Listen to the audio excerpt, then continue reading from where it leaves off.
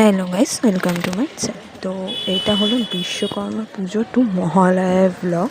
তো তোমরা স্বাভাবিক জানো বিশ্বকর্মা পুজো আমাদের মামাবাড়ি ওখানে হয়।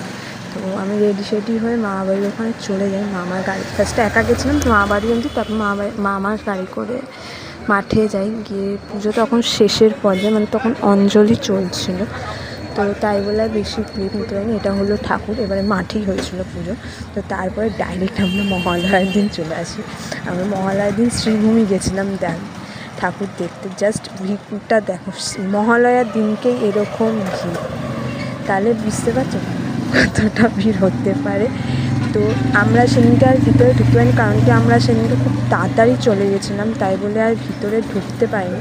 জাস্ট বাইরের প্যান্ডেলটা দেখে চলে আসতে হলো।